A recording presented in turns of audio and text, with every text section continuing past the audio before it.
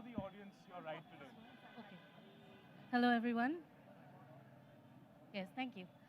Good evening, ladies and gentlemen. My name is Anushri. I'm here on behalf of the Indian Express Group to welcome you to this edition of Express Adda, a series of informal interactions with news and opinion makers organized by the Indian Express Group.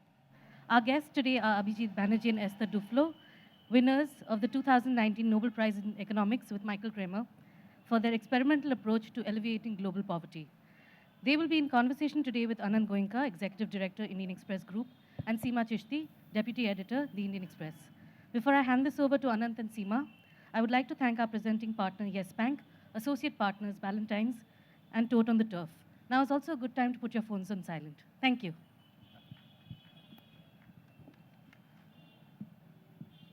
Thank you. Very warm welcome, ladies and gentlemen. It's not always that we have the privilege of hosting an Express Adda with Nobel Prize winners. Although their work is not new to India, I'm sure a lot of you are familiar with them even before the Nobel Prize happened.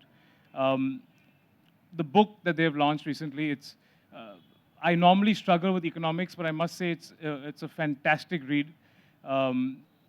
I was very pleasantly surprised with that. I think one of the things you mentioned in the book, and a question for both of you will start with, the battle between the haves and the have-nots, trying to bridge income inequality and tackle poverty. This issue, I think, is at least as old as the Industrial Revolution. What are we doing wrong? The fact that we're still talking about it, what are we doing wrong?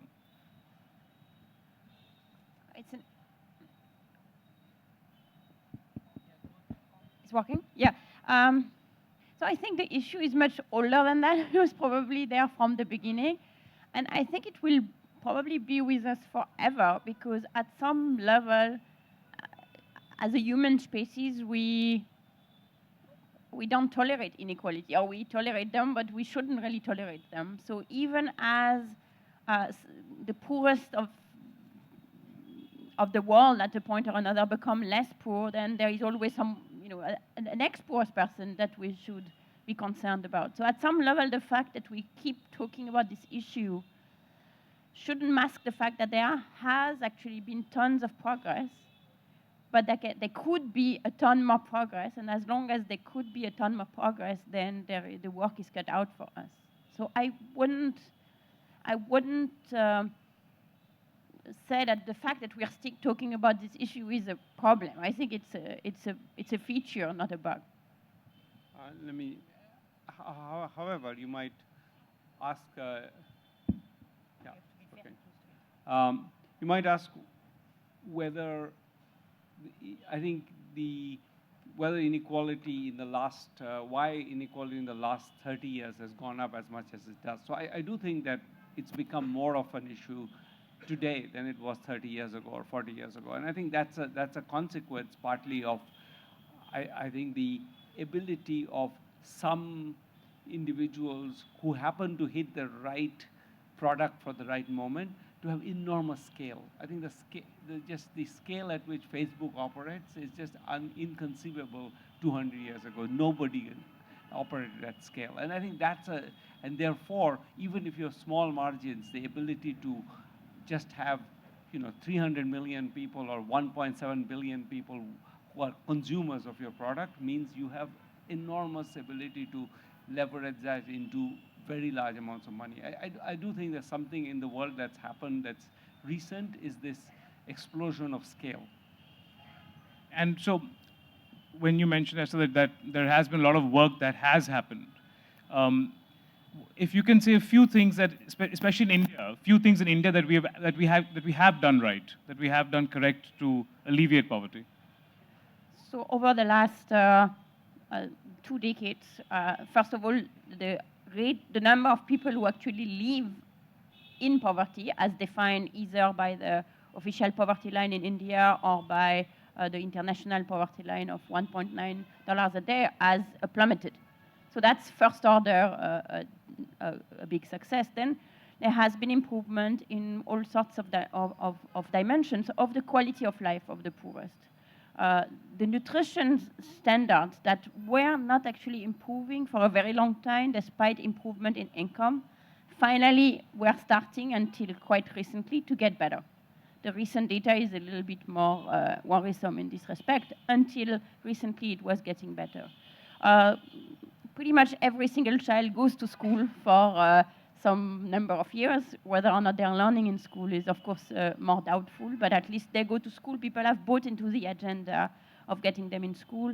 There have been decline in child mortality and in maternal mortality, even in the poorest places in the country. And this is true for India. This also reflects, actually, a more general trend in the world that for the very poorest, lives has gotten better over the last few decades. And most of your argument is that it is a frustratingly long process. There is no magic bullet. It is a frustratingly long process because in many ways you think that in many cases the solutions are there and there is a deficit of implementation. And you would think that it would be possible with the right amount of focus on the right problems to make even more progress. But the fact that there was progress, and there was progress even in some, for example, some very poor African countries whose income didn't go up during the period. If you take Liberia or Lesotho, their income level didn't go up. But there has been, especially in the last 20 years or so, more of a focus on welfare at the bottom, welfare for the poorest in a quite pragmatic way, and also a little bit more of a willingness to focus on getting the solutions that work and implementing them.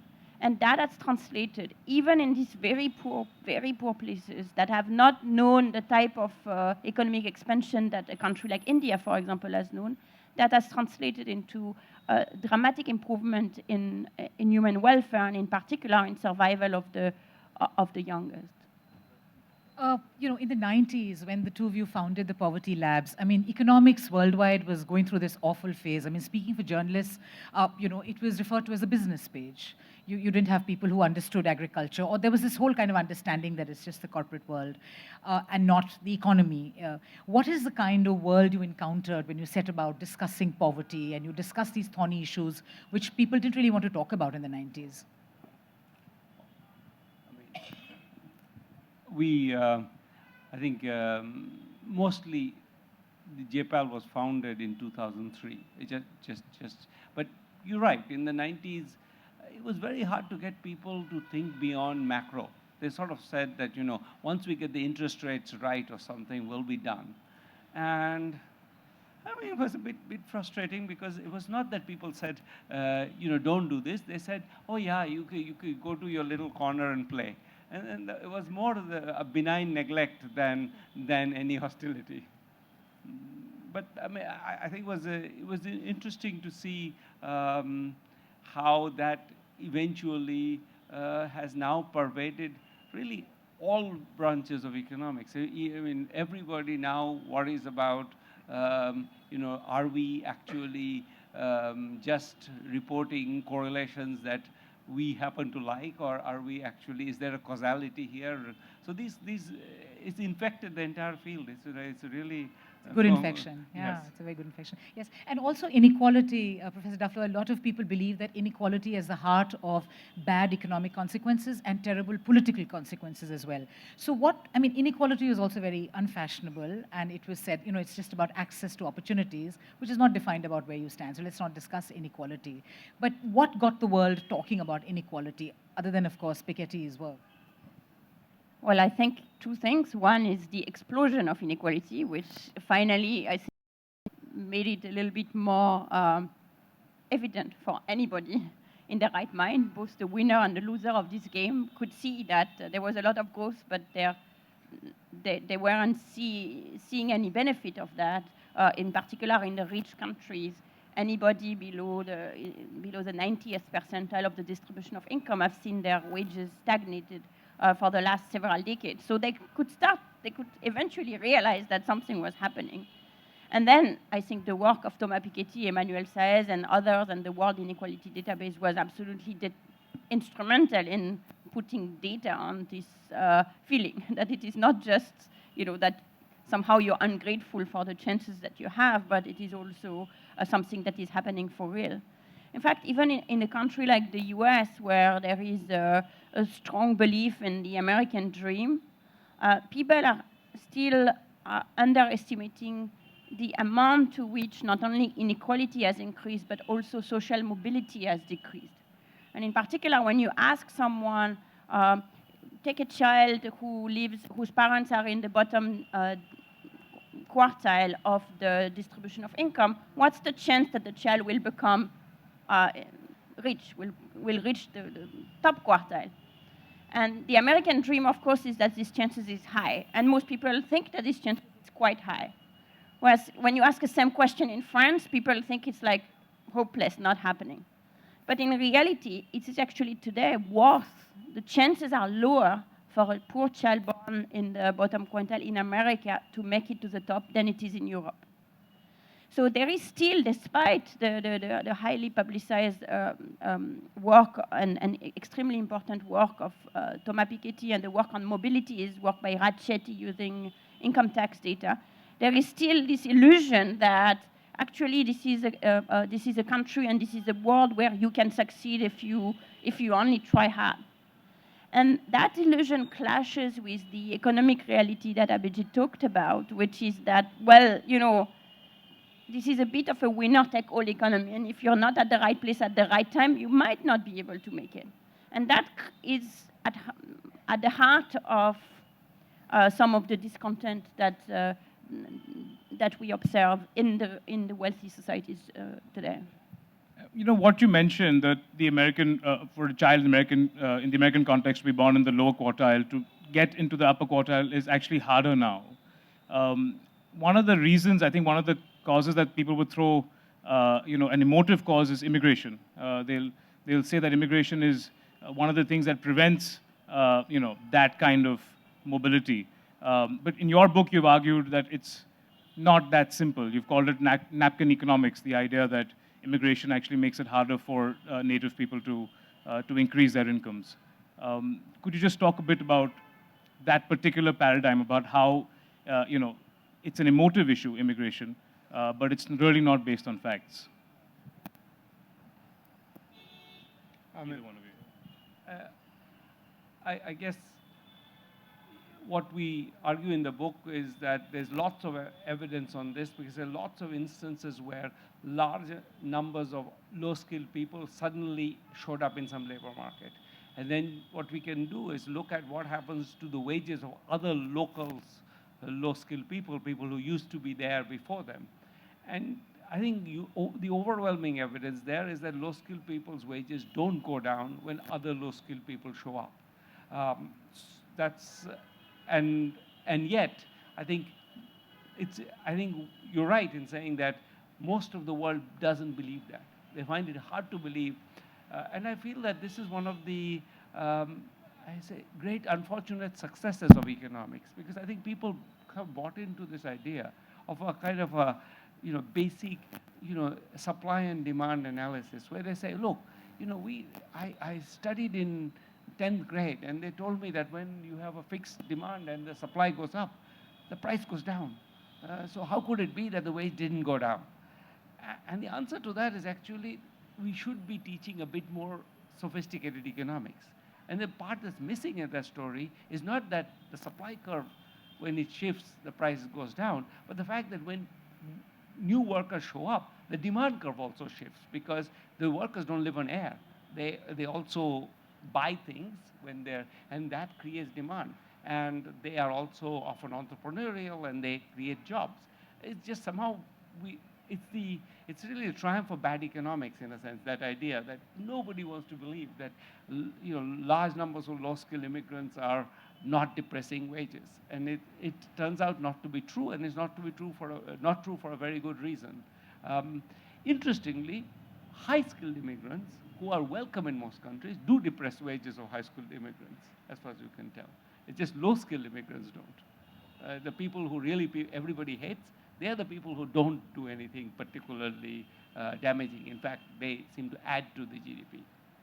Interesting. And I mean, I feel like there are several world leaders who have sold otherwise. Yes. But that might well be, I mean, some of them I would not give any credit for caring one way or the other about the truth. In fact, there's ample evidence that they don't care about the truth. So it wouldn't be, I mean, you could imagine who I'm talking about, several of them. And, I don't think any of those they would give a damn whether or not we showed the evidence to the contrary. I think they figured that as long as we can keep saying it and enough people get to respond to that, and there I think it's really, that's why I go back to the failure of our profession, that I think the idea that this concept is so appealing is a failure of our profession. We should have been shouting this from the rafters and explaining, not just shouting, explaining why it's the case. And one thing we do, I think, all the time, which we try to avoid in this book, is to pronounce, to be oracles. Here's the truth. Here you go. And people are put off by that. I think one thing to try to do in the book, which may or may not have been successful, but is to try to be elaborately discursive, to explain why what it is, what we are claiming is not just, our hunch, but based on both good logic and good evidence. In the Indian context, immigration now is increasingly a hot topic. Don't be an oracle. Tell us what you think. Look, I don't. To be honest, I would say that if I go by the evidence from other places, there is no evidence that low-skill migration from, for example, Bangladesh being depresses wages. Now,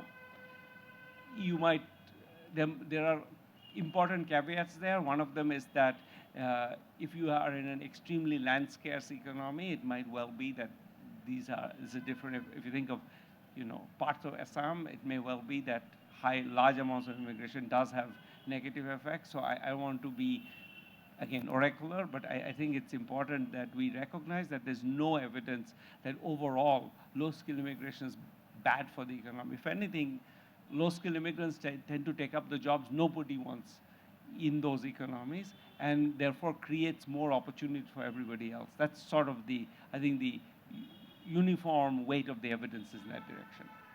In your piece that you wrote for the Indian Express, kind of you made a very soaring point, which kind of went beyond just the economics of it, where you spoke about India being the sort of, the lodestar and, to set itself and to embrace people who embraced its vision.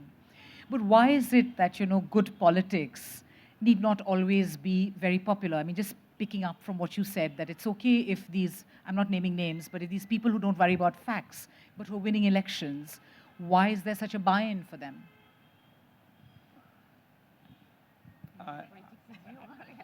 You can share that question. It's a great question. I mean, I think, but we could spend the whole evening, and I'm sure you have interesting views on it too. I'll say two things, which doesn't constitute a full answer, and I don't know the full answer. I certainly don't want to say that people are irrational, but I do think that one of the things that is critical is, I think, the level of trust of experts and of the elites in general is at a historical low in India as well. I think if you look at the Indian,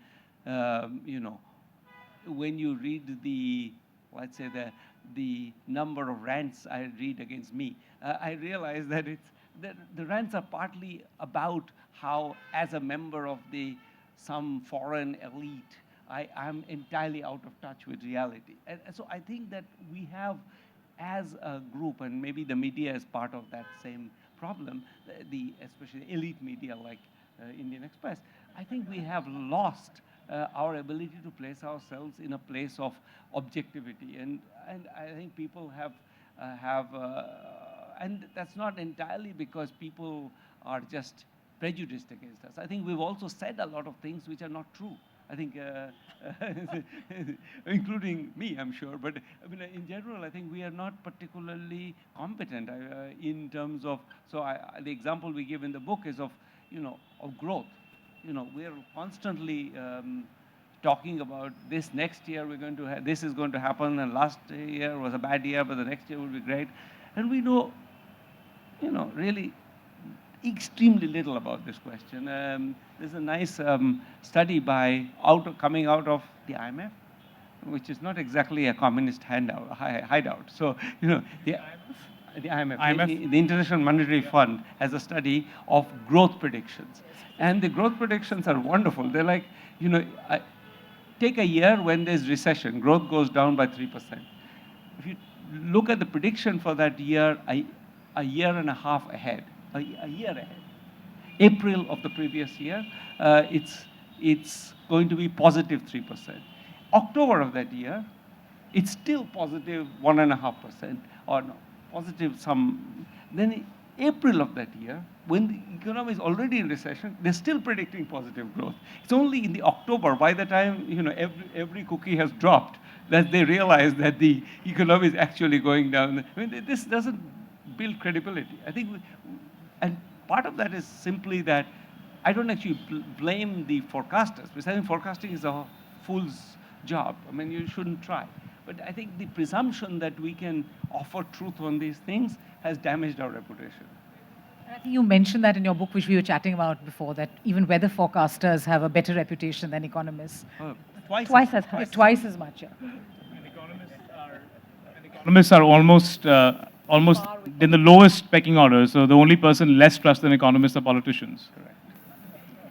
About economics, the question was, who do you trust X profession about their views on their own profession? So economists about poetry, I understand. But economists about economists, people say 25% trust economists, 80% trust nurses. Which is a good thing, I think. So I think one of the interesting things in the book, which you talking about exactly this, the lack of trust in economists, is that there is a level of there's a big skew in terms of just general polarization around the world, and a lot of economists, I think you've argued, sort of first decide that ideology and then find facts to back what they want to put out. So I think that's slightly unfair of the economic profession at large. And actually, that's one of the reasons why we wrote this book, is because when you're faced with this number of 25% of people trust economists, we could say, well, whatever, it's sad, but we don't really need people to trust us. But in fact, we feel it is damaging, because a lot of the questions we have to grapple with, a lot of the questions people are angry with, are questions which have a lot of economics in them, which are economic questions at heart. That's immigration that we talked about. That's trade. That's growth. That's what's going to happen to the climate. That's inequality, and so on and so forth. So these questions have so much economics in them, and yet economists are not believed or trusted to say anything about the topic. In the UK, in the debate on Brexit, prior to the first Brexit vote, our colleagues were like shouting themselves hoarse, trying to say something. Nobody had any interest, like really. And that really reflects this lack of trust that people have in economists. And that's a bit unfortunate, because although we don't have the answer to everything, we do have what economists are very bad at forecasting, but there are one or few things they know in terms of having looked at data on subjects like immigration, for example, having some knowledge of mechanism that can explain why trade might be bad for some people and potentially very bad for some people, even if it's good for the economy at large. And therefore, the economists would have the ability of being part of that debate. But they are not, and they are not today, and that's partly because we have, as a profession, ceded the ground entirely to the forecasters to some extent, or to people who are economists at some level, but are people who are, say, the chief economist of a bank. I'm sure there are many of you in this room who can be, or in this beautiful venue, who maybe are in this profession, which is a perfectly fine job to have, but is being a specialist in a very narrow slice of the economy, and of course having a stake in defending whatever is good for the firm. And in that case, of course, people rightly assume that what you will say in this position is what's good for the company. Because at some level, that's your job. What else are you going to do? And that has kind of bled to anything that economists have to say in general. But in fact, there is a lot of much more quiet economics that is being done in economics department all over the world. That is much more detail-oriented, that goes wherever the facts will go or wherever the logic will go. And that's not particularly ideological. And that's a little bit the voice that we wanted to give to in this book, that we wanted to make people hear in this book. Now, why are economists shy, not speaking in public? I think to some extent it's because we don't have enough confidence in the ability of people to listen to us and to listen to the full argument. And there is a tendency of, oh, if we say something a little bit complicated that takes more than 2 sentences to explain, people are going to be confused. And I think that's, from our experience, talking about this book, talking about the previous book, it's totally untrue. That if you're taking people with you in the reasoning, they are perfectly capable to go there. And the fact that we have not been willing to do that, we have instead kind of kept it simple and left the ground to the most ideological in the economics profession. The only people who are willing to speak are the people who have a very clear message. He's not doing a favor to the profession, which is fine at some level, but he's also not doing a favor to society and the world, which is much more of an issue. Which you have said is the reason you chose economics, is to change the world. That you've said that that's why you're in this field. That's why I'm in this field, and most of our careers were, in a sense, devoted to changing the world by looking at what can make a difference in the life, very concretely in the life of the poorest people in the world, by going to the ground and going to asking very well-defined questions to which a very rigorous answer can be provided to how to improve education, how to make sure that people access preventive care services, how to make sure that people who have an idea for a business don't get stuck, never being able to implement it, and so on and so forth. And that's kind of what our career has been devoted to and will remain devoted to for the future. But in this book, we kind of decided that maybe we need to stray a little bit from this because even though talking about immigration, talking about trade, talking about growth might not be our bit in our day-to-day life, there is actually enough work that has the same level of intellectual rigor and precision that we can give voice to, and that our next sort of job in changing the world is to try and do our bit in changing the conversation. Wow, that's I think very profound, and I think it resonates with all of us in the journalistic field, at least. You won the Nobel Prize for essentially taking randomized controlled trials, which is popularly used in medicine, and using that in economics to see how effectively you can alleviate poverty. You've done this work in Africa and all across India. If you could just walk us through exactly what that is, the idea of trials and... Sure. So what the three of us, Michael Kramer, Abhijit, and I, keep repeating is that it's a Nobel Prize for a movement of people, thousands of researchers, tens of thousands of people in the field, including people from NGOs, including people from governments, national, subnational governments, who are working on project by project, trying to understand what works and what doesn't work in any particular problem.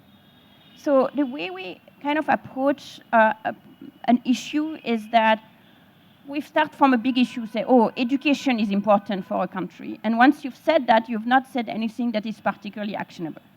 Once you said that education is important, you have to say, well, then what is education? Like, and how do you get kids into school? And then once they're in school, how do you make sure that they're actually learning something in school? And then you could say, well, they are in large classes, maybe they are not eating well at home, maybe the pedagogy is not appropriate, maybe the teacher don't show up, maybe they don't show up. So there are potentially any number of issues that might be relevant in determining what is a good education. So what we do in our work is we try and unpack this issue and take them one by one and say, well, let's take, for example, the issue of class size. Or let's take the issue of resources, textbook, and things like that.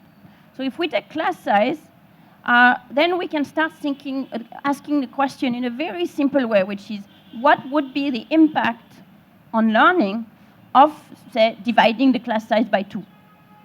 So in a project I have done in Kenya, kids were in first grade going to school with 100 other students. So you had a class size of 100 in first grade. It seems reasonably intuitive that having this to 50 might lead to a good outcome in terms of their learning. But it might be true, might not be true. But once the question has been asked this way, then you can really think about it in the same way as you think about testing a new drug, which is, what's the impact of class size? Let's take a sample of schools. This is a project, actually, I did it in Kenya a few years ago. Let's take a sample of schools, divide them into randomly, so that there is no systematic difference between all the schools. And in half the schools, gather the resources to hire an extra teacher for grade 1. And in the other half, let the business as usual go on. Continue that for 1 year, and at the end of the year, you can test the children. The children get tested. Because you've randomized, you know that they are exactly the same, except that some got 50 students per class and the other got 100. And you can see whether it makes a big difference in their learning. And you might say, well, why would you do so? It seems not very nice to the kids who stay at 100 students per classroom. Except that in this case, for example, and it's been replicated in many cases, in fact, that was a replication of earlier results that Abhijit found here in India, it actually makes no difference to go from 100 to 50. Per se, dividing the class size in 2 makes no difference. So you get this totally counterintuitive result, which is that you would think 100 students per class is just too much. Well, dividing it to 50, maybe it's still too much, but it by itself doesn't make a difference. Then you don't have to stop there. You can say, well, then what would make a difference? And in the same context, we did other things. So we had different type of teachers. We had teachers who were hired locally and monitored locally. And those teachers actually make a difference compared to the regular teachers. Or you could say, well, let's change the pedagogy. Let's group the kids by what they know and then teach at that level. And this is an example of the teaching at the right level strategy that we've done many experiments about in India, and that shows tremendously positive results. So progressively, you accumulate this evidence, saying, class size by itself is not sufficient. Resources on its own, it's not sufficient. On the other hand, if it's coupled, even small amount of resources, if it's coupled with a change in pedagogy, can make a huge difference. And one of the things that I think that come out from your experiments is again counterintuitive. The idea of giving money doesn't really work. That you've proven is not the case. That it does work to actually give a dole. Right. Let me resist the word dole. I think that's the starting point of the problem, in a sense. I think what we know is that first, that there's now any number of actually randomized controlled trials all over the world where people were given a certain amount of money and there was no obligation to work for it. And what you find, and we looked at this quite carefully, and we find that there is absolutely no correlation between getting that money and how hard you work. So it's not the case that people, when they get money, they just sort of start, sitting on their asses and dreaming. In fact, I think if you look at the evidence, we did one experiment in Ghana, which was very carefully designed to measure productivity. So we actually set up a factory in Ghana where these women were given, basically not factory, but like a production line. They were given cut clothes, cut bags, and were asked to stitch them. And the reason we did it was we wanted to measure productivity very carefully. We had 117,000 bags produced. What that showed was, in fact, that women who got a little bit of extra cash, whose life was a little bit, maybe the pressure was a little less on them, they were actually more productive. They were not lazier, if anything, quite the opposite. And I think we've done similar interventions also in a number of different countries, in particular interventions where people who were I think, deemed to be hopeless, the poorest of the poor, women who had no education, and were given assets and a little bit of encouragement. And we look at them 10 years later. In India, we've done this, and in Bangladesh, this has been done. So you can follow them for 10 years. 10 years later, these women are substantially richer than the control group, the people who didn't get it. And they are happier, their children are more likely to be educated, they're healthier, in every dimension. And this, in other words, one push, and these people actually stay better off forever, pretty much. I think you'll have to explain what assets are when you say. So assets are, it's a good point. What I mean is that they were not given stocks in Indian Express. They were, I don't know if that's even, I don't know if it's traded or not. They were given 2 cows or, some number of goats, or maybe some trinkets to go sell in the village. So they were given a certain... They weren't given a loan for these assets? They were just given the assets? Gift. They were given a gift. The gift was roughly worth $200. There was another, maybe even $200 spent in the time of somebody who encouraged them, who said, yes, you can do it. You may be, you may not have done anything in your life. They were sort of a very interesting experience, because many of these women, precisely because they were married at 15 and they had never had much of a schooling, and their husbands then either abandoned them or died or became an alcoholic. So they had absolutely no chance in life. They had children, young children, so they had never been out of the house. So one of them, I remember talking to them, and she said, look, you know what this guy did, the guy who was coaching her? He had actually, first time, he had taken her to the market and shown her where to buy the trinkets to sell. Next week, she wanted to go back. And she went to the bus stop and waited and waited and waited.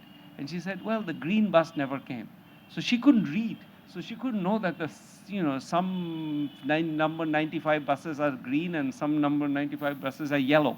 And so she waited and waited and went back. And he asked him, and he said, no. So she actually learned to read numbers, to read the buses so that she could travel. But it was at that level that the intervention had to be. But once you do that intervention, it has long-lasting effects. She then told the story of how now she's built a house for her son, and his daughter-in-law, and lives with them. But she's actually planning to move out and build another house. So she has a flourishing business in selling trinkets. Professor Banerjee, I just want to draw you into contemporary economics and politics in India. You were at university with our finance minister. So have you used the fact that you were both at JNU together to draw her into a quiet conversation, into some quiet coffee, and to sort of tell her what to do and what not to do? Alas, no. No, but if you were to sort of do that in an imaginary moment at Express Adda, what would you tell her to not do? Well, so I think I've not been shy to say that. I think one thing I would have told her not to do was to cut corporate taxes. I don't think that's what's going to save the Indian economy right now. I think the corporate sector is sitting on a bunch of cash, actually, and is not using it for a very good reason, which is that there's no demand in the economy, and you don't use your money when there's no demand in the economy. So I think that the critical problem in the economy is demand. And you definitely want to stimulate demand, and at the risk of being censored by my macroeconomist friends, I would say right now, forget about the budget deficit and the deficit target. In any case, we have forgotten about it. It's not that our budget, soaring. we have a fictitious kind of accounting system in which we always meet our targets, but I think we can just kind of forget about it and forget about the sort of the inflation targeting as well, because I think that was actually the original mistake, I think, and let it rip a bit. I think we are really extremely close to the point where we could be tipping into a major recession. So I do think that we want to be kind of open-handed right now, and I don't think it's that hard for the government to be open-handed. I think we're still a pretty closed economy. If you think about the last years of the UPA, basically we were borrowing as much as we wanted, and our debt to GDP ratio was falling every year. We were, largely because it was like the inflation was eating up the debt to GDP. It was a remarkable, nowhere in the world, I think we've had this systematic pattern of, you borrow as much as you want and your debt to GDP ratio keeps going down. I think that was actually working pretty well. This is completely like, snake oil economics, and I'm sure I'm going to get punished for it. No, but I think good for you. That's two things she shouldn't do. And the next question I want both of you to share, but it kind of flows out of your talk at Brown's, where you made two very startling observations. One was, of course, it's a well-known thing, but it was not that well-known when you said it, that the consumption expenditure is steadily coming down, and that's like a huge worry. So for an economy, for a country which has, which is self-sufficient in food, there's a surplus of food grains. Why is that happening, and what could we do to look at it? And a connected question, which you said that more than worrying about why we're tanking, we should actually ask ourselves as to why we grew, because it didn't seem quite the textbook case for why growth should occur. So you want to just reflect on those two things, and if the both of you could. I mean, that was, I said many things there, and so let me say a little bit. I think one thing that's, worth emphasizing is that the real estate sector played an incredibly important role in connecting rural India with urban India. It's the one place where you are unskilled labor from, Murshidabad district in West Bengal. Where are you working? You're in a real estate job in Surat. And this was a very large transmission mechanism for the urban growth. So real estate has slowed massively. So I think one clear marker of what has happened in India is that real estate has slowed. And when real estate slows, those jobs go away. And these young men who were working in real estate, from all over India, North India basically, are now going back and sitting in their village and wondering when this will revive. So I think that's a key change that I think has probably some connection to the fact that, the fact you mentioned, which is that if you look at the NSS, the National Sample Survey, which is sort of year after year gives us roughly the average consumption spending. The average consumption spending for the first time in known history, or recent history, has gone down between 2014 and 2018. That's a number that never goes down. But this is the average consumption measured in the NSS. That leaves out the NSS doesn't really reach most rich people, but the average consumption of some population, which the NSS picks up, and that number was out there, and then I think the government said that the NSS is not reliable. But if it's not reliable, we have no measure of what is reliable anymore. And so, how do we know what's going on? Certainly the GDP number isn't reliable. The GDP number, let me say two things, okay? One thing is that I don't believe in GDP numbers, even at the best of times, even when there is just the way GDP is computed, the amount of, what goes into that sausage is worth actually advertising. Because one of the things you do is, if you want to know how do you know the informal sector GDP? There's, 85% or 80% of the population are in the informal sector. They're, making pakoras on the streets of Bombay. How do you know how much output they're producing? You don't. The way you know it is every 5 years we do a survey. The NSS does a survey where it measures the output of the informal sector, and it creates a ratio between that and the output of the formal sector. And our assumption is that that ratio is stable, exactly stable over time. So we take the formal sector GDP, the one that comes from the IIP and things like that, and we multiply by a constant to get the informal sector GDP. That number has no reason to be constant. It goes up and down. All kinds of things happen. People, pakoras don't want to eat pakoras anymore or whatever. And how could that number be? So it's really a piece of guesswork. And within the margin of error has to be several percentage points, not 0.06%. We do these small corrections. So, just to say that I don't think one should ever invest too much emotion into what GDP constitutes. Now, beyond that, you could also worry, I think Arvind Subramaniam has been making the point that if you look at every macro statistic other than GDP, this looks like 1991. Everything, the GDP, the exports are shrinking, the imports are shrinking, the investment is not happening. So that looks like 1991. That's a year where GDP shrunk. So, we don't look like an economy which is growing fast, but nothing else is happening that looks like an economy that's growing fast. So I think that point is, maybe is wrong. Maybe we have some, as Seema said, there's some miracle in our DNA. But if not, we should at least take a pause and think about what those numbers mean. And one thing that keeps coming up in the book is, people keep looking at China. Every time we say India is not doing well, we start getting a little bit, introspective. We look at China and say, what are they doing right? Should we be doing that now? Well, to some extent, yes. I think, there's a bunch of things that China has done right. I'm not sure they're the ones that we necessarily want to emulate. China has a much better labor force. Their real wages are only beginning to go up past ours, and their productivity levels are much higher, partly because their education and their health is better. So I think we could do what the Chinese did, which is invest much better in education and health. We invest less, and we invest less well.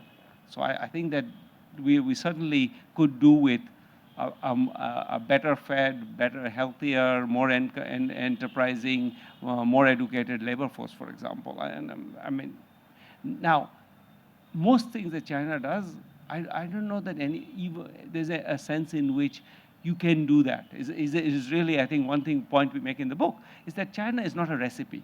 It's kind of a set of guesses that they made, which happened to pan out.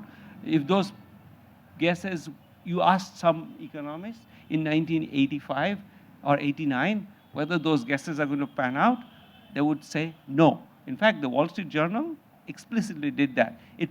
In 89, the Wall Street Journal took on to predict what are the great successes, future successes and failures. And the successes were Zimbabwe. I'll let you absorb that one. Well, they got one right, which is Bangladesh. They actually predicted Bangladesh. And one of the countries that is going to be, held down by the chains of communism is going to be China. So China was going to fail. So I think that, but I think there's an important truth in that, which is that no one looking at China, even today, if you told them and didn't tell them what happened in China, said, do you expect an economy where the government controls the entire banking sector pretty much, and 65% of the capital stock is in the government sector, is going to be the fastest growing large economy in the world? The answer most people will say is no, no way. That's not possible. So I think that China is such a remarkable example. In some sense, it confounds everything we know. So I think saying that, do like China is sort of like saying, play cricket like Sachin Tendulkar. Everybody should play cricket like Sachin Tendulkar, but most of us can't. And do you think the way we live our lives, the way India is structured, the way our politics is structured, the way our conversations are structured, it's completely opposite of China? There is a lot of free speech. There's a lot of just general, challenge of anything that is said. Do you think that's coming at a cost of growth? I don't think so. I think that, in a sense, I would say that the Chinese are actually much more hard-headed about failure. They recognize their own failures much more than we do. We really are a little bit unwilling to accept that, large projects that the government does have failed in one way or the other. The Chinese are much more upfront about the fact that they tried something, it didn't work. This is the culture they built from Deng Xiaoping onwards of actually admitting failure. And I think it's very important to admit failure.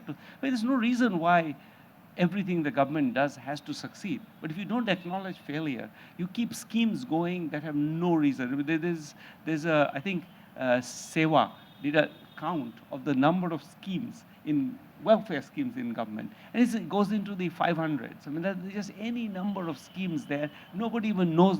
You ask the Ministry of Rural Development to name the schemes that they have, they couldn't do it. I mean, it's a scheme after scheme after scheme.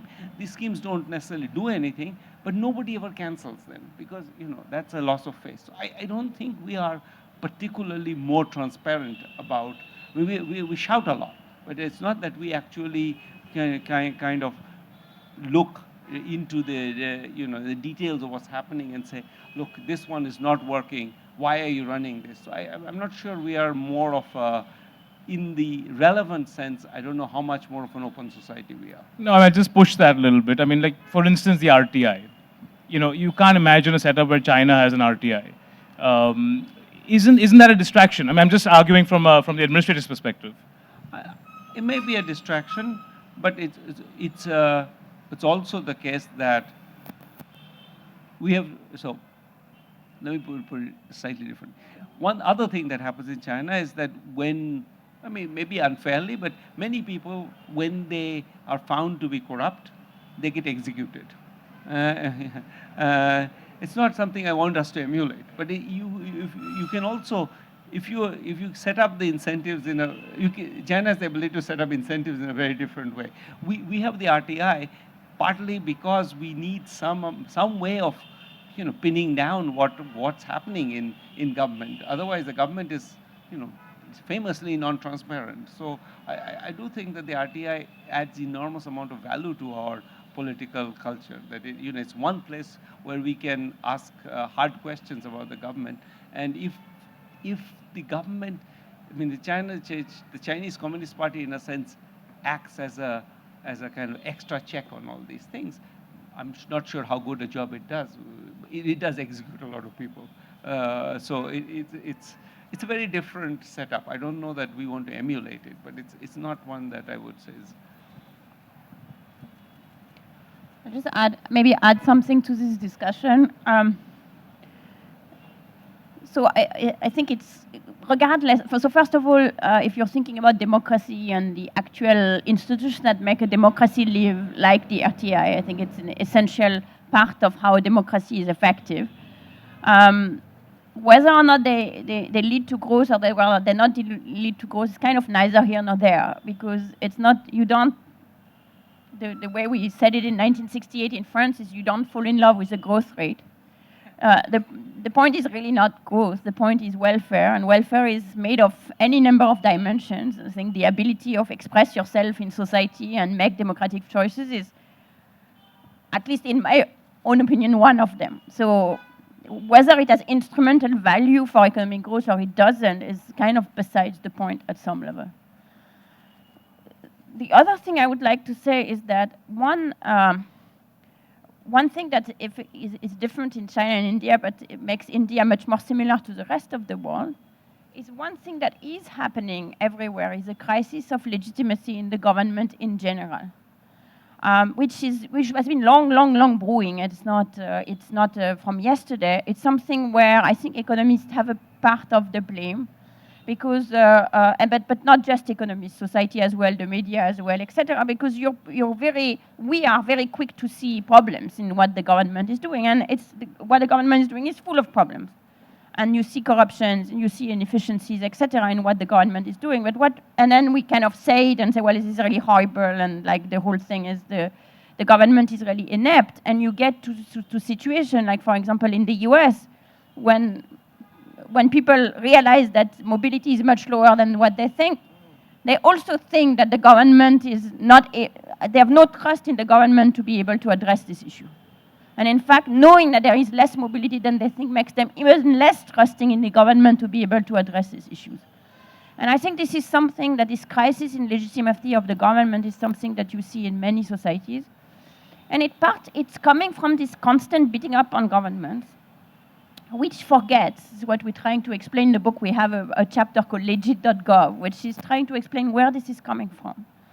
And we are forgetting that governments step in when the problems are too hard to solve for the private sector. Government steps in when people want to, honk in Bombay, and really the noise pollution is impossible, and we need to have a regulation to stop it. That's in jest, but that's like government steps in when we want to change the natural allocation of things, when we want to force companies not to pollute, when we want to give the seat in hospital, the bed in a hospital to poor people who are very sick and not to rich people who want cosmetic surgery. And these are precisely the problems where you're trying to go against the grain. So this is precisely the problems where anybody who would be in charge of this problem would struggle. And in fact, in the US, we had this huge scandal on admission to private universities, which is the private sector being unable to cope with the issue of how do you allocate seats in a university if it's not purely by price. And where there is a huge corruption scandal. That is not a government corruption scandal, but that's because the problem they are trying to solve is so similar to the problem of what many governments are trying to solve. So I'm not saying we should give government a free pass and not question it and not call the issues and bring them to light. But what I'm saying is that we need to do that and at the same time acknowledge that these difficulties are often coming from the fact that the problems are hard to solve. And unless we start to do that a little bit more systematically and try to be a little bit more honest about the difficulty of the issues and the stumbling that will necessarily happen along the way, then this legitimacy problem is not going to be solved. And you get into, which kind of opens the road to do all sorts of stuff to try to replace the legitimacy of the government by the legitimacy of the strongman who represents the government, or who leads to people being perfectly willing to vote for people who have known criminal cases, which they know from public record in India, because at some level they're saying one crook, I might as well go with that one crook. So I think that's an important job ahead of us, and that would be you, and that would be us. We must ask them the question about JNU. I mean, you're a product of a very vibrant time in JNU and CESP and all that happened. You've written in the sort of, was it a commemorative volume that appeared?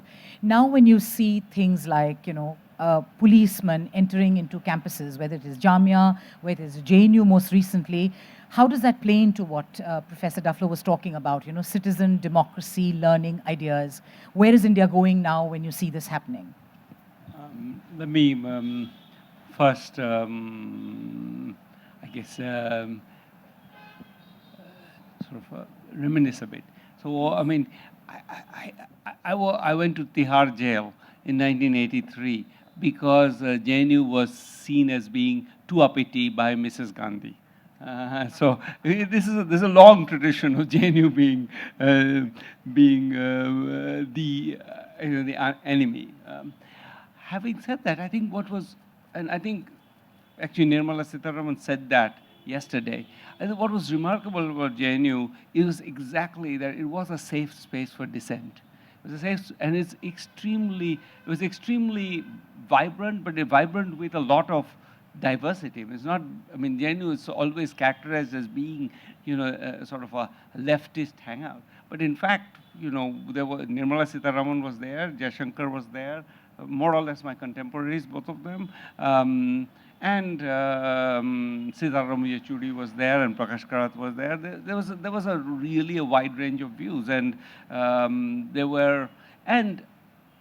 we got along. I mean, coming from kind of middle-class Bengal, I really didn't know the RSS in any form. In JNU, you meet them, and they were very engaged in conversation, very almost formally polite, and spoke Hindi that I half the time didn't understand. Again, my handicap from coming from Bengal. But it was absolutely the case that it was the first time I really encountered an enormous range of views. And Lohiyaites, lots like Yogendra Yadav was my contemporary as well. So lots of people of different views who had very strong opposition to each other. It's not that Lohiyaites loved the communists, not at all, the opposite. They were dead against them. So it was not, I mean, in fact, the the last year I was there, it was the Lohiites who won the JNU Students' Union against the communists. It was very much, the divide was there. So it was not, there was enormous diversity of views, and that diversity of views created the possibility of creating all of us as somehow able to negotiate a diverse and often fraught space. I think that that's sort of what Nirmala said, which is, I think, is important to say that it's very important to have a kind of a space of dissent where we can both disagree and be at some level still colleagues, still people who can communicate with each other. So I think what is really valuable in an institution like JNU is the sense that you can be both somebody who's has a very strong views and somebody who's there still willing to deal with it intellectually at a level and deal with it without becoming violent. I think the recourse to violence, therefore, is extremely frightening for a sense of the future sense of polity, because I think it does create this worry that the youth of today will see that their way to resolve conflict is by beating other people up. I think that's the real worry to me. So why isn't the government, you think, coming down strongly upon that? We have a huge demographic, and these students represent, a majority of India as we speak. What does that say about the way India is plotting its path ahead? Well, I hope the government does. I do think that there is a sense in which I think there's too many of the officials in JNU, for example, who are the ones who have spoken out, are really maybe they are actually overestimating, how much, what the government actually wants. It's not clear to me that the reaction is whether the reaction is just, okay, let's blame the leftists, or is it the case that there is instruction to blame the leftists? I don't know which of those is going on. So I don't want to necessarily, at this early point, pass judgment on that. It may well be that eventually we'll get some clarity on this. But I do think that it is important for all of us to lay claim to that safe space, to say that this is important for our nation's future, that we have a culture where we can talk to each other without resorting to violence, and where we disagree severely and nevertheless manage to stay within the bounds of civilized conversation. I think that's an extremely important institutional fact to emphasize, more than who's to blame. In a sense, this is much deeper than who's to blame.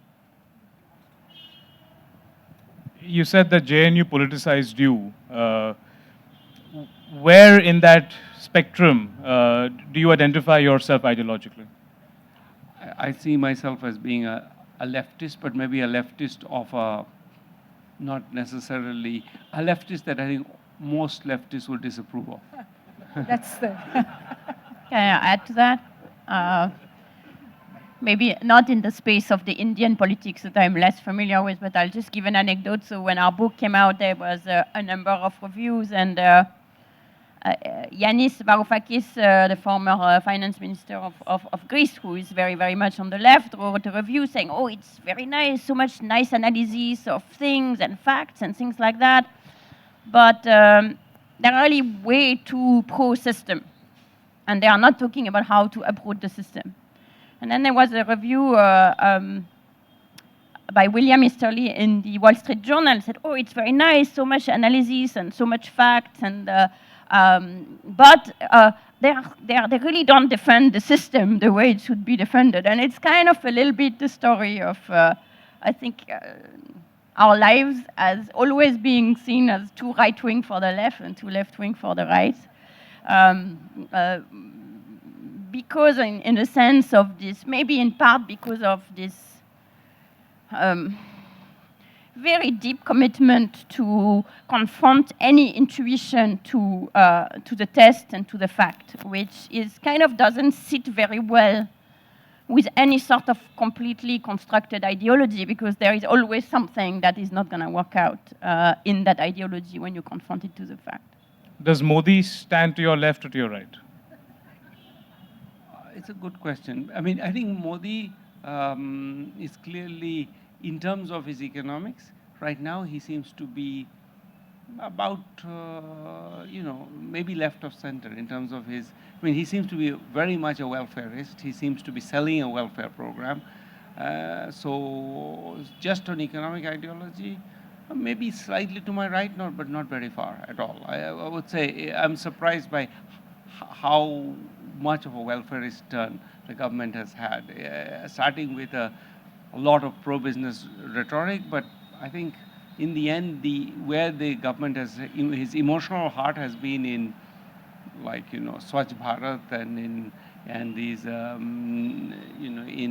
in the, what do you call it, the Ayushman Bharat, and there's a bunch of transfer schemes where there seems to be the emotional heart of the government. I think on that, I don't think he's particularly to the right of center. I think we should get into the questions. If we can open the audience up. Wow, there are a lot of hands that went up at the same time. Yeah, so we have a mic going around. Please introduce yourself and ask the question.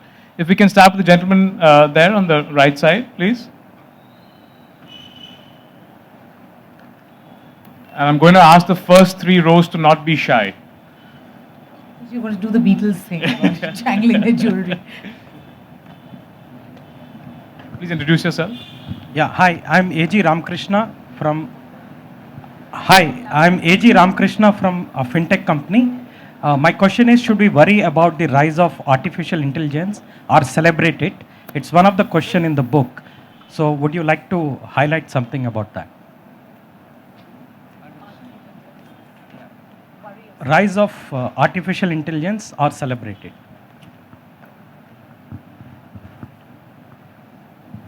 So I'll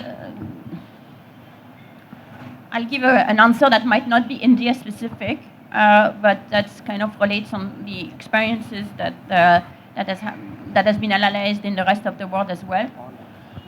One key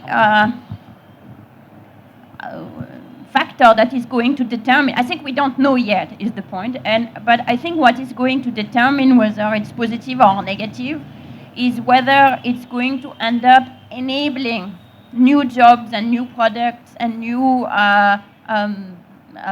and in particular new products and in particular new jobs, or whether it's going to substitute for a human being doing their job, potentially not much better, but just a tiny bit better. And in fact, I don't know the Indian fiscal code very well, but in the US there is a tremendous fiscal advantage of going for machine or capital over workers, because machine can be depreciated immediately, and therefore if you have either a machine or an AI algorithm that does the same job as workers, perhaps a little less efficiently, it is still worthwhile replacing the worker by the machine, because taking into account the tax treatment of worker and machines, which is different, the machines are more worthwhile. And that type of automation, either through AI or through actually physical automation, is the one that is potentially damaging and dangerous. And in that respect, a lot of the discussion has been, should there be a robot tax or not be a robot tax, etc. But it's kind of forgetting that to start with, we are not even on the on an equal level playing field, and it gives an unfair advantage, in particular to any sort of a technology that might not be all that spectacular. Our colleague Daron Ashimoglu referred to them as so-so technology. So the so-so technology are kind of not that great, but they are still worth getting into because they are much less trouble and somewhat cheaper than the workers. And if that happens, then it could potentially take a very, very long time for people to find new jobs. Because one of the things that we talk about in the book is the fact that people are stuck in place in many ways. They're moving much less than we imagine they ought to, or they are. So in the US, for example, people are moving about at half the rate today than they were moving in 1950s, and the rate of moving from one country to the next is as low as it has ever been in these last few years. People also find it very difficult to change sector and start a new career. And so any shocks, like for example, if your jobs get replaced by automation, it's not that people will seamlessly find some other job that through sort of any side effect of the technology, this new technology also creating new jobs. So I think it will, until now, we have not been mindful enough when thinking about automation and the impact that automation and artificial intelligence will have of people. We have not been mindful enough about the cost of those transitions. We are sort of assumed that they are going to happen, the job will eventually be created and people will move. But both the experience of the Industrial Revolution some centuries ago and the more recent experience in the US with the machines, industrial machine, suggests that this could actually be a process that is much, much slower and much more painful for people than we anticipate. And we've got it wrong about trade, which very much has the same effect, where some people lose their job, and we've sort of assumed that they would find some other job that is created by trade elsewhere, and this hasn't happened. And this has made people extremely miserable and angry. And I think we are at the risk of repeating the same thing for automation if we are just complacent and saying, well, eventually it will all kind of work itself out. Yeah, please. And then the mic on the second row, please. I'm referring to the point on inequality that was discussed earlier. So one of the conversations in India is about reaching a $5 trillion economy size. So what are your thoughts about moving to this milestone by being a bit more inclusive, making it sustainable, and not adding to the inequality that is already there? What are things that we should and could be doing? My name is Anita Pai. I am from Yes Bank. I guess we spend a lot of time in the book of making maybe a related point, which is that I think we should be less obsessed with growth as the one marker of success. I think this 5 trillion thing kind of defines our success in terms of growth. And I think we make the point that growth is not automatically welfare. And a lot of countries have confused the two, and as a result have generated huge increases in inequality without much increase in welfare. The US being perhaps the most dramatic case. If you look at one thing that's happening in the US in the last few years, is the mortality rate of white Americans has been rising. So the life expectancy is actually falling. For the first time since 1919, the influenza epidemic of 1919 was the last time life expectancy fell. Every year life expectancy goes up. And it's still going up for non-white Americans. For white Americans, life expectancy is actually falling. And I think this is related to a sense of just general failure that we are no richer than our fathers were. You basically have 40 years of stagnation, and Angus Deaton and Anne Case have called this death of despair. So these just people are dying of, and they're dying for predictable causes. They're dying from opiates, they're dying from alcohol, and they're dying from suicide. This is a very, very clear diagnostic for what's going on, is that they really seem to be depressed. And that the idea that the US has grown so well, and therefore how could these people be depressed? It just makes no sense. I mean, they are depressed, and they're depressed because the nature of this success has been tailored in a particular way. So I do think that it's very important to not think of growth as being a single point objective. Yes, please. Is the mic in the second row? Please.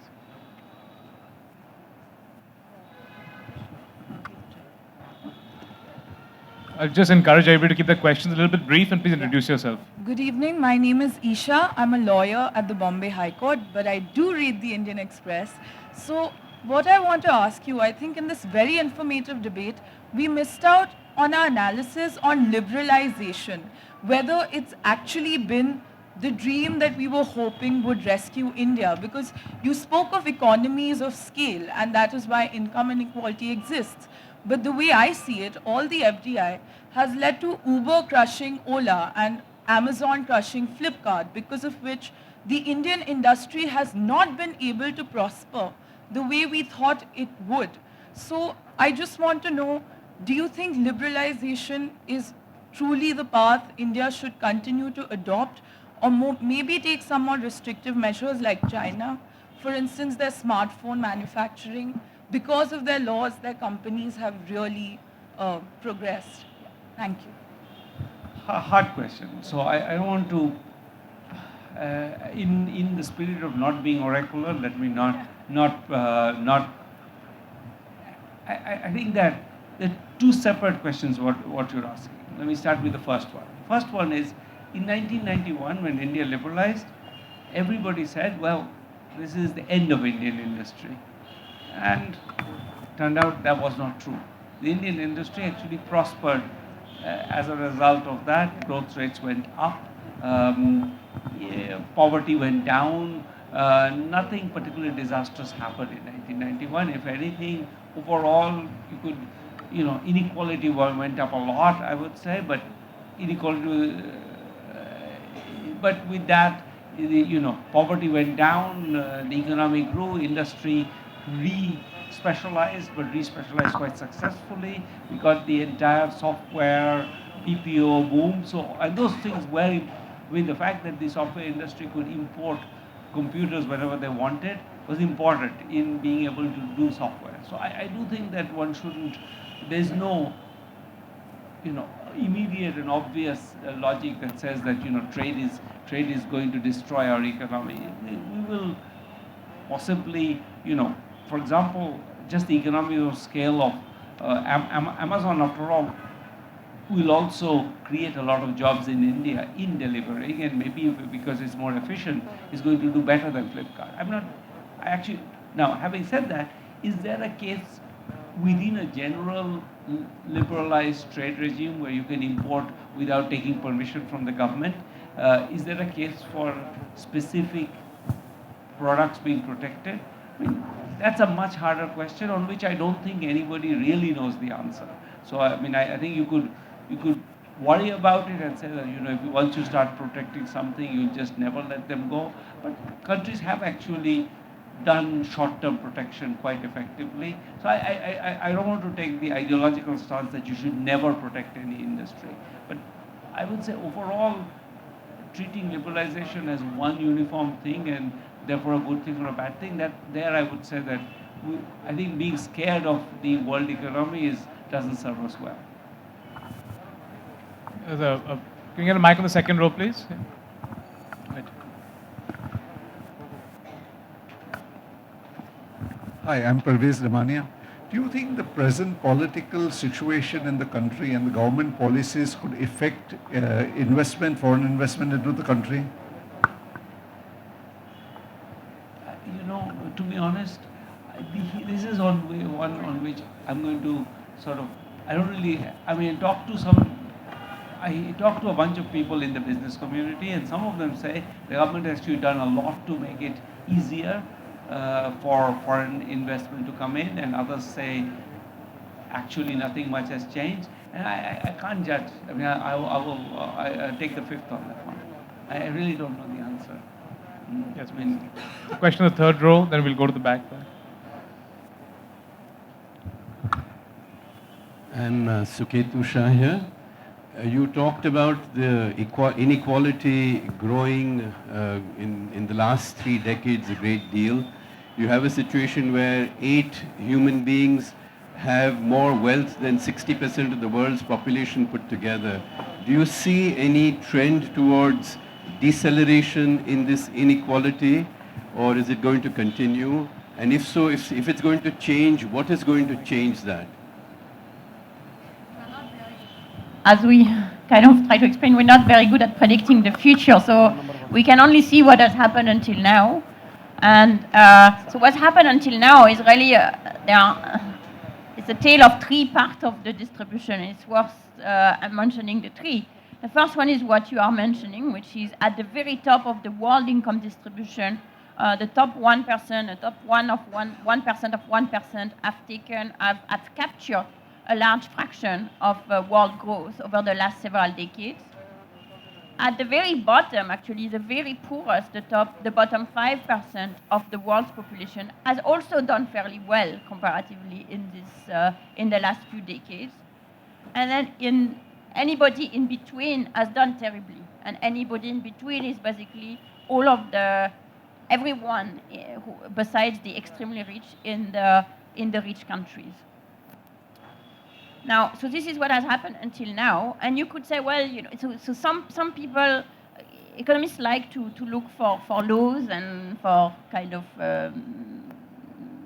sort of general explanation of why these things have happened, and they've emphasized, for example, technological progress, which has this tendency of creating this, of favoring those who are already doing well, which could lead to an increase in inequality.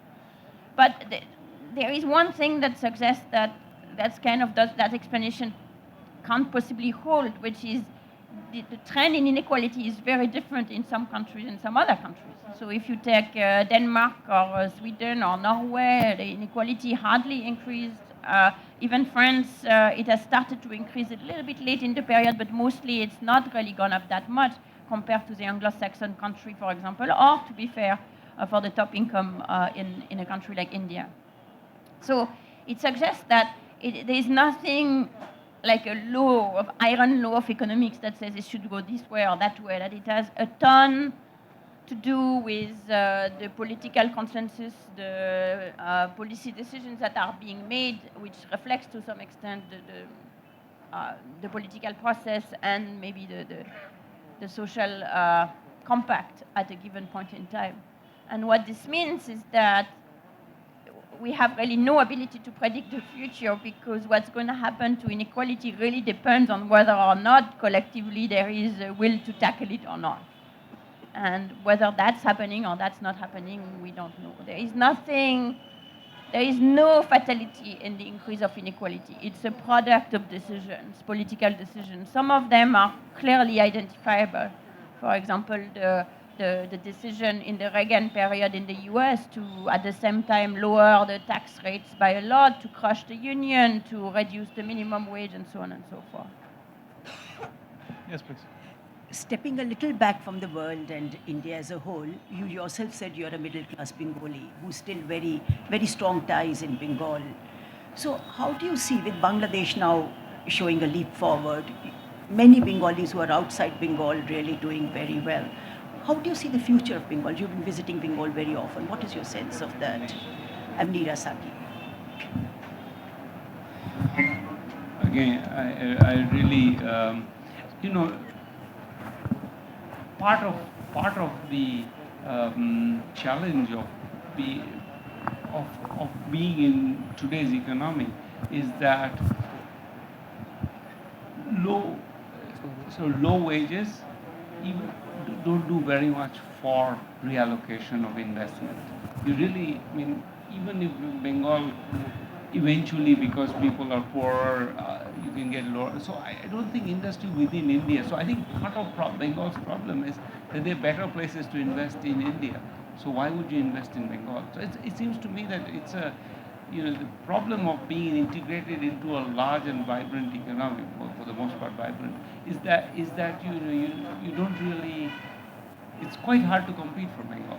I talked to a bunch of industrialists who say that, look, why would I invest in Bengal? I have a lot of people in Bengal who are either Bengali or Bengal-based businessmen. I know a lot of them, and they will say that, what's the trade-off? I'm always better off investing in somewhere else, in Gujarat or something. And it's just hard for Bengal to attract investment. I also don't think that they're necessarily incredibly sophisticated in doing that. Right? I do think that even with that, it's not easy to attract investment. And most of the eastern states have failed. It's not just Bengal that failed.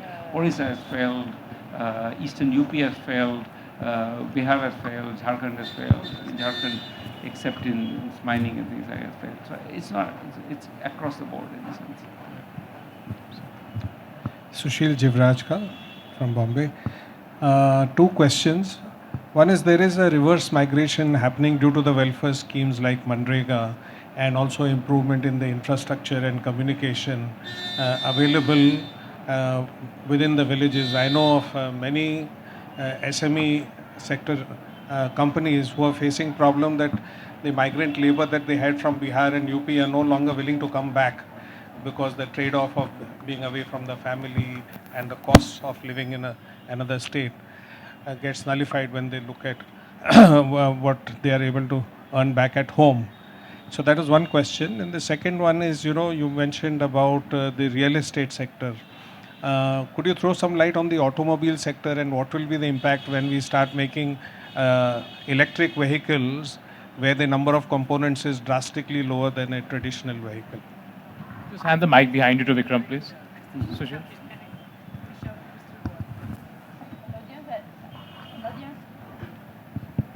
Audience today that is very determined to have us predict the future.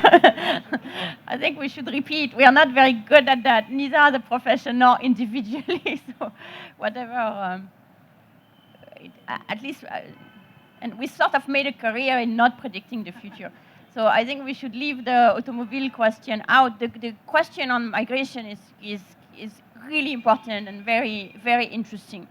That is actually something which the low level of migration in India, as the low level of migration in the US, or in fact in Indonesia, or anywhere you look at, is actually something which is quite striking, which is people are not really willing to move from their village and their family, even for much higher wages, as long as they can survive wherever they are. And even in some situation, for example, there is a very nice study in Bangladesh looking at the manga season in Bangladesh, where people are literally near starvation. And even then, many of them do not move and do not go to find jobs, seasonal jobs elsewhere. And that reflects the huge uncertainty that there is in going away, not necessarily knowing where you're going to live, or knowing that it's going to be bad, whatever it is. And you might get a job or you might not get a job, and it's difficult to find one because the jobs are allocated by network, and if you're not part of a network, you don't really get a chance. So one thing that we can think about in terms of policies is not only policies that help in the villages, like the NREGA, which is very useful given that a lot of people aren't going to move, and therefore it is important to sustain people locally. But also policies that for the people who might be willing to move temporarily or permanently, making these moves easier. And unfortunately, some of these things are difficult, like the real estate situation, the infrastructure in the city, and so on and so forth. But there are many cities, for example, that are third or fourth ranked, where there are potentially a lot of jobs, but where there is just no place for people to even live. So both in rich country and in poor country, one way in which you help people adjusting to these shocks that keep happening to different regions, could be a drought in India, or a flood, or something, or a big company shutting down, is by easing the transitions, helping people in their flexibility, which comes by giving them training to do so, which comes by facilitating the infrastructure, and so on and so forth.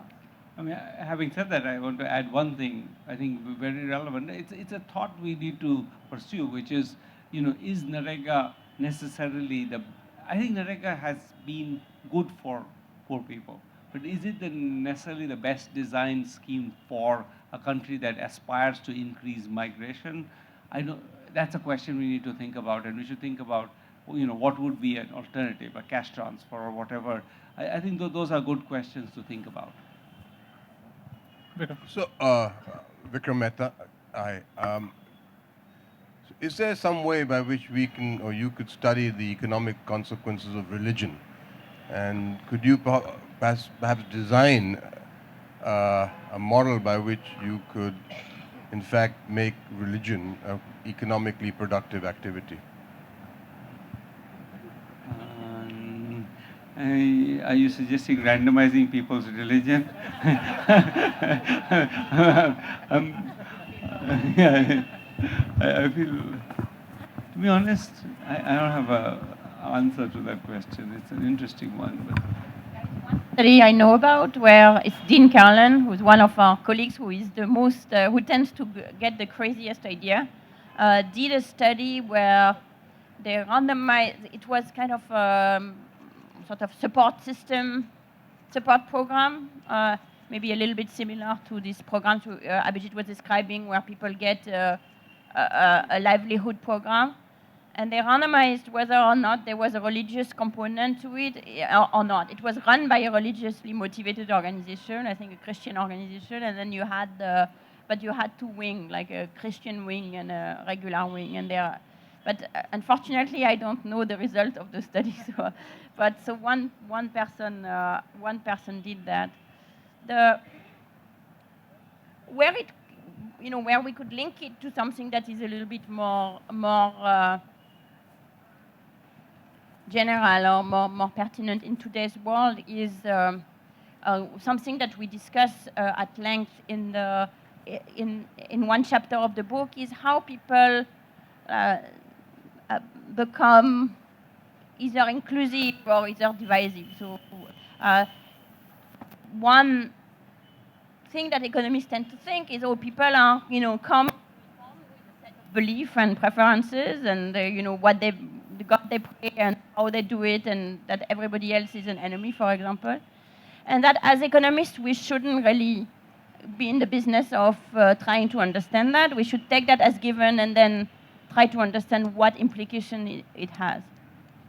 And what we try to explain in the book is that, in fact, people are not like that they are not so defined by a set of strict preferences that is theirs and theirs only and that is stable. That what people want and believe about others and believe about themselves is the product of the environment around them, the broader environment, the virtual social networks, the more closer environment, the actual real social networks, movements of fads and fashions, and also what is maybe convenient to believe at a moment or another. And that we should get, and there are already many studies trying to do that, we should get how do you encourage, or how does different social environment might encourage divisiveness versus inclusiveness. One very simple example, just having contact with people of another group makes you more willing to engage with people of these other groups. We have a student who did a project in UP about a relationship between castes.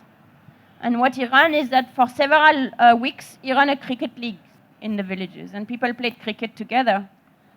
And he showed that playing cricket with people from your team who are from a different caste make you much more likely to be willing to be friends with them in the future, to engage with them in a transaction in the future, and so on and so forth. But playing against them makes you less willing to engage with them. So it is not just a matter of having contact, but the nature of this contact. Is these contacts, do people see it as a zero-sum game, or do they see it as something where they are collectively creating a pie? What is really striking in all of these studies is how big those effects are, and therefore how features of society and the environment can really change who we are and how we act.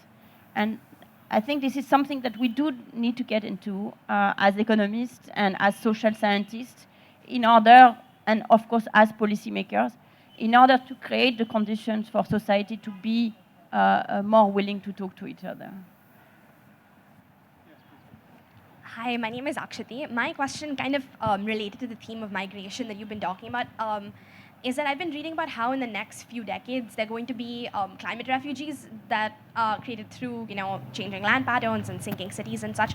So how, and if you have thought about, how would you think about like studying and then planning a policy in terms of those kind of mass changes that are going to happen with climate change in general, but with those climate refugees in specific?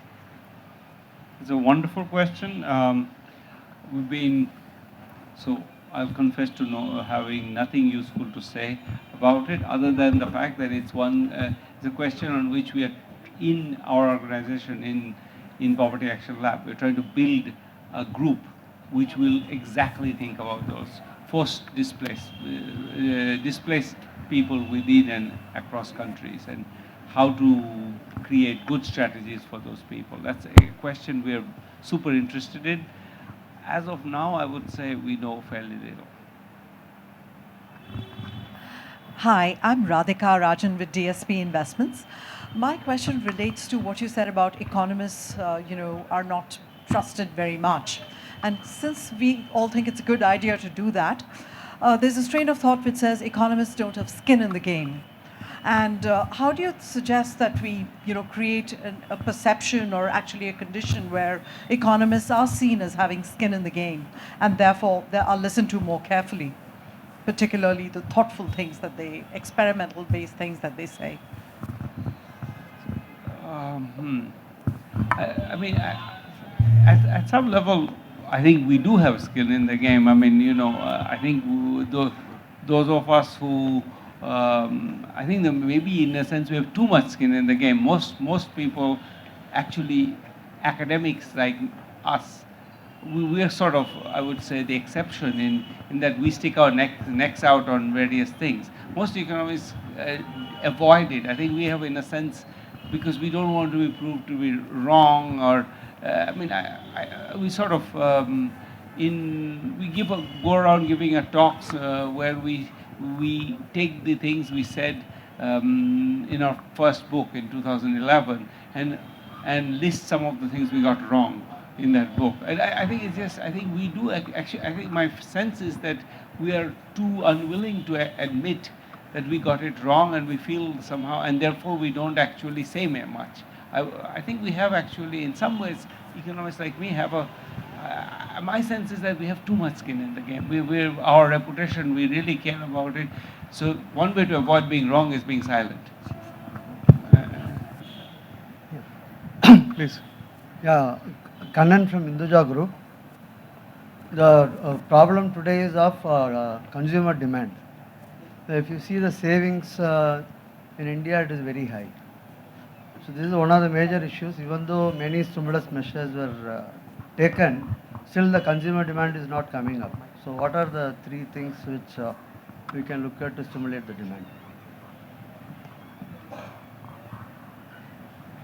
I don't know. I said what I would have said already, which is that I think we don't really have. I think consumer demand is low partly because confidence is low. People are worried that they'll lose their jobs. So I think it's not going. There's no miracle. Either we restart growth, people feel like jobs are going to be created, and therefore they feel confident, and then they'll spend. If they don't feel confident, they're not going to spend. And I don't think there is a recipe for other than kind of getting growth back, which is going to do that. So in some ways, I think the only instrument we have is the government spending more right now. You get mic in front here, please. Sorry, I saw a hand. Gentleman in the first row. Yeah. I think we have time for 2 more questions. Please keep them brief.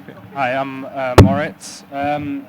Universal basic income has been a concept in economics for quite a long time. Universal basic income has been a concept in economics for quite a long time. Why do you think it hasn't really taken off in public policy yet, and do you think it will in the near future? So we discuss universal basic income. We discuss that suddenly the microphone is much better than it used to. When I switched it, something happened. So we discuss universal basic income in the book, and this is one actually area where we come to a different conclusion for the wealthier economies and for a country like India. For a country like India, what we recommend is something like we call the universal very basic income, which is basically a universal entitlement that is quite low and that people need to ask for when they need it. So introducing a small ordeal or a small difficulty in getting it such that anybody who doesn't really need it won't go get it. Not the difficulty, of course, is doing that in a way that preserves people's dignity, but just so something much less demanding and immediate, where you actually have to work, but you actually have to show up and present your card and get your transfer. And the reason why we think that it's a good program, that it would be a good program to have for the poor countries, is that, as Abhijit pointed out, there is absolutely no evidence that the guarantee that an income, receiving money, makes people work less. On the contrary, it seems to often give them put them in the frame of mind and with the confidence that they can actually do things. Abhijit spoke about consumer confidence. The one thing that is, the very poor in a country like India are at risk of total disaster if something goes really badly. So really literally skipping meals, having their kids skip meals, which is a concern that is petrifying for people. And a lot of actions that people take are trying to prevent this terrible outcome. And in a sense, being very careful in what you plant and whether you migrate or not and how much you consume in order to prevent yourself from ever reaching this state where you might be in complete destitution. And having something like a universal, very basic income would remove that, which would actually be effective and functional, would remove that possibility. And in a country like India today, the infrastructure for doing this exists, thanks to efforts that have started in previous governments and being expanded by this government and this government in the previous administration, of giving people bank accounts and giving people and linking those bank accounts with identification and with cell phones, allows actually to do these transfers in a way that is not very expensive.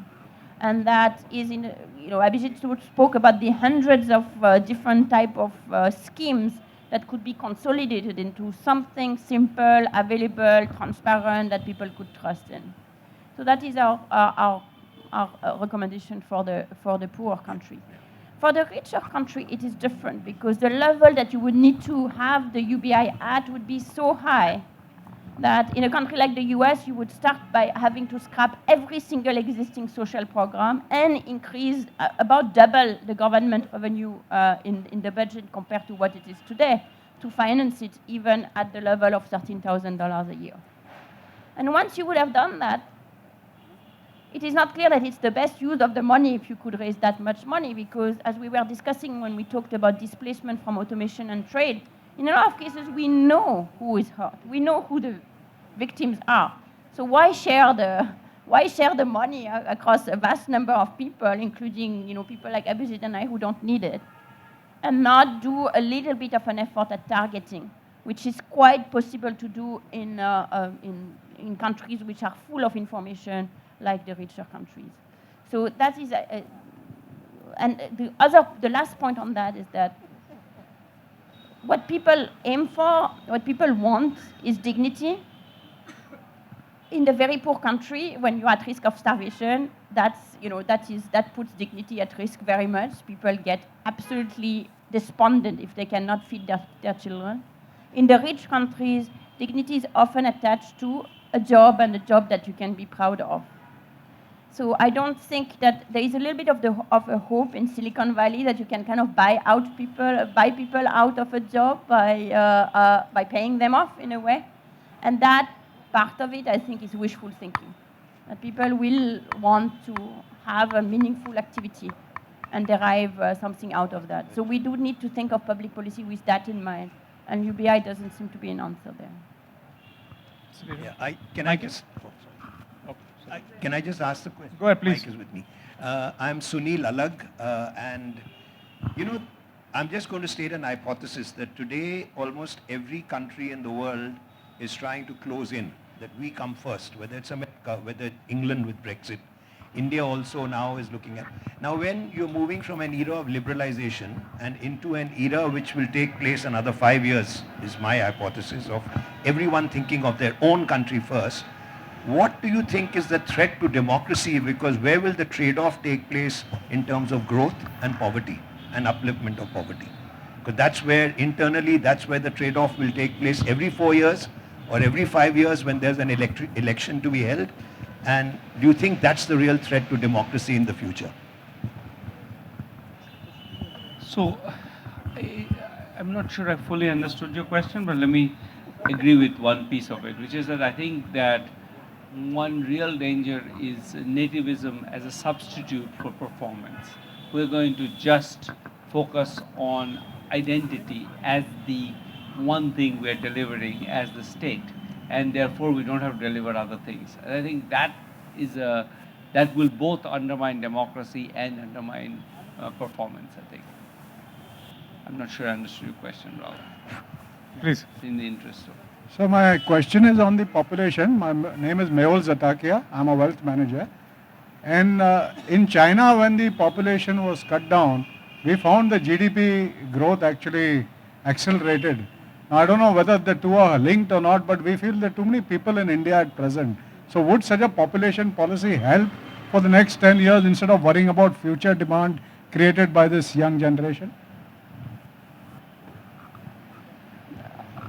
So first of all, growth is slowing in China now, in part because that's the impact of, that's the payoff of the fact that there are not very many people around to produce the growth anymore. So part of the reason why growth is slowing in China is because is the mechanical effect of the dependency ratio, the number of older people to younger people is actually becoming more and more adverse.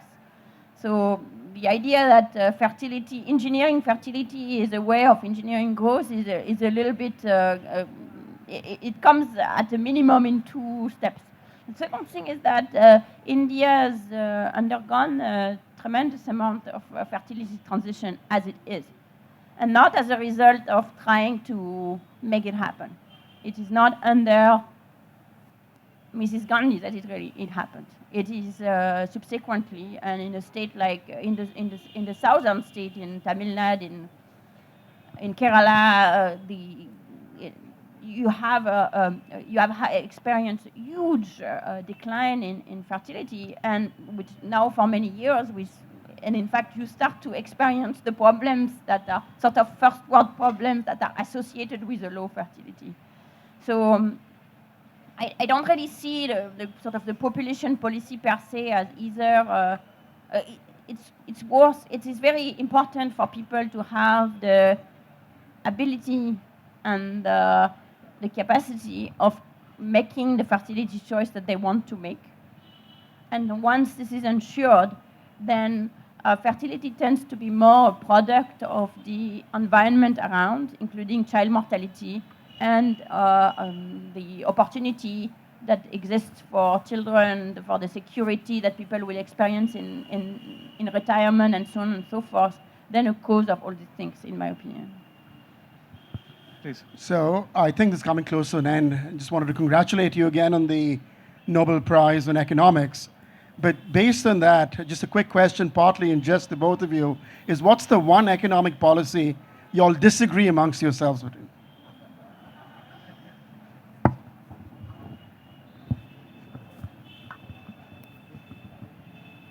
There's not so much we disagree about, I think, on economic policy, but he keeps saying I'm right-wing, which I disagree violently. Good. Hi, I'm Navneet.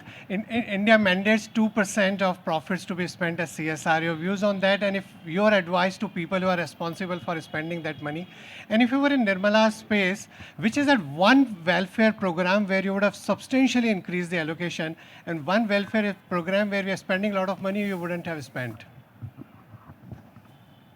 All very good questions. So on the CSR, I would say that it's quite important to, I think a lot of the CSR right now, my sense, and I must say it's not based on a lot of data, because there's really very little data that we can publicly see on what the CSR is going into, is on that it's often, local.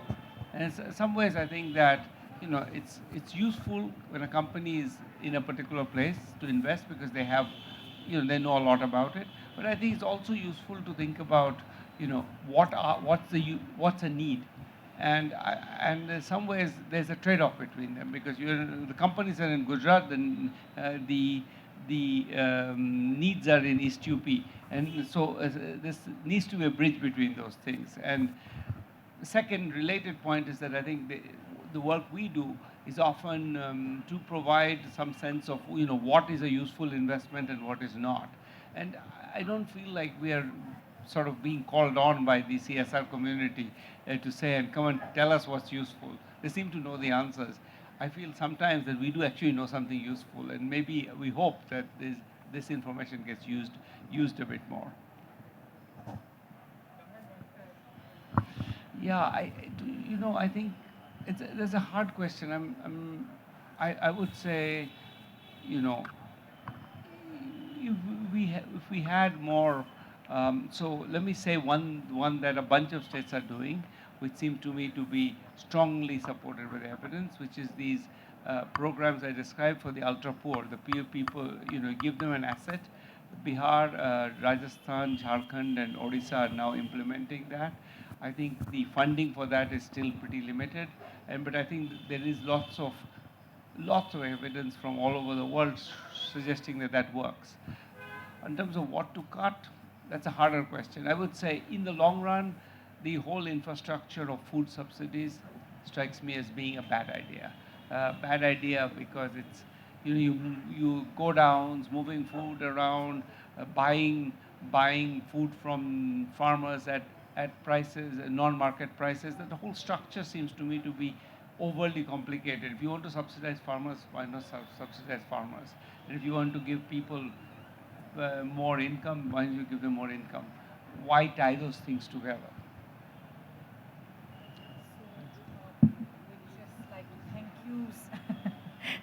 Thank you so much, Professor Duflo and Professor Banerjee, for kind of listening to all of us and asking our questions, and also going out a bit to predict somewhat. We were quite intimidated about talking to two top-notch kind of Nobel laureates today, but I think you managed to not scare us off completely. Thank you so very much. But before we close, and do join us for some refreshments before you go back, may I request Mr. George Verghese, our Group CEO, to just give you a small token of our appreciation.